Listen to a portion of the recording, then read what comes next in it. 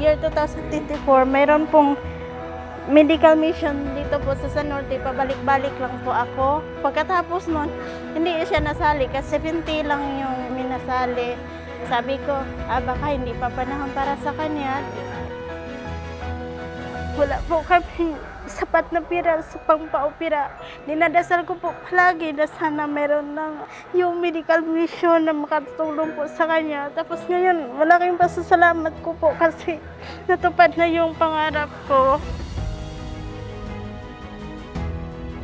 To Tzu Chi Foundation, I just want to say that the service that you're providing to humanity has always been a significant reason why people still have hope.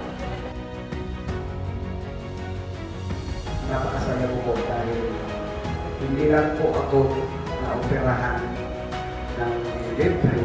Ang laki na natutunan ko po sa Tzu Chi Foundation dahil doon po sa purpose na makatulong po doon sa mga tao.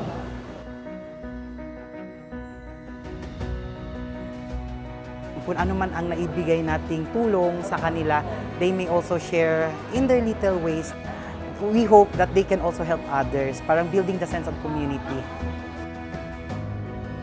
Malaking pasalamat po sa Tzu Chi Foundation kasi nabigyan po ng chance ulit si Papa ko na makalakad ba, maging active na ulit.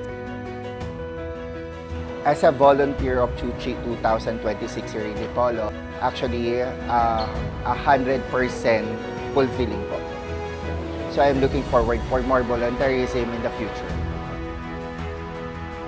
Happy po talaga ako na naging part ako ng team na ito, ng organization na ito kasi na-observe ko po na lahat is with sincerity, with effort, with dedication talaga. 100%, 1,000,000% po.